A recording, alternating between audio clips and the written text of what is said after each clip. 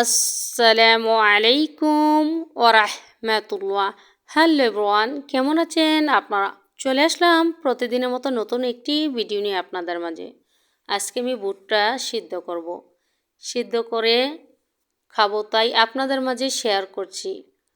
আমরা অনেকেই আছি ভুট্টা কীভাবে কাঁচা ভুট্টা সিদ্ধ করে খেতে হয় আমরা অনেকেই জানি না, আবার অনেকেই জানি।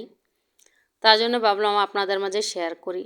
আমি ভুট্টাগুলোকে প্রথম ছিলে নিয়েছি, তারপরে ভালো করে ধুয়ে এখন পানি ফুটিয়ে এর মধ্যে দিয়ে দিলাম। এখন অল্প পানি হয়ে গেছে, তার জন্য আমি আবারও পানি ফুটিয়ে গরম পানি দিচ্ছি।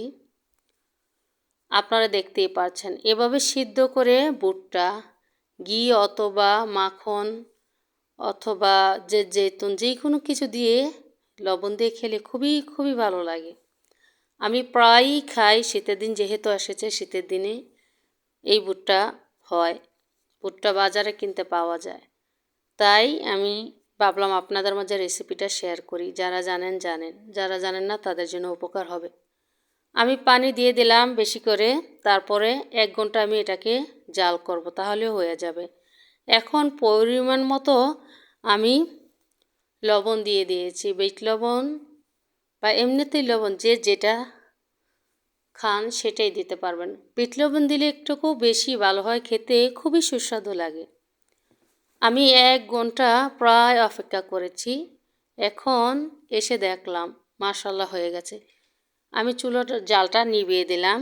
এখন আমি যেতটুকু খাবো ওই পরিমাণে নিয়ে নিলাম, আর বাকিটুকু রেখে দেব। এখন আমি ঢেকে দেব। পরিমাণ মতো নিয়েছি, আপনারা অবশ্যই একদিন খাবেন, আর ভালো লাগলে ভিডিওটা শেয়ার করে দিবেন, অন্যকে দেখার শেখার সুযোগ করে দেবেন যারা জানে না তাদের জন্য। যে জৈতুন তেল নিয়েছি এখন রেডি করেছি খাবো। খুবই সুন্দর ভুট্টা মাশাআল্লাহ।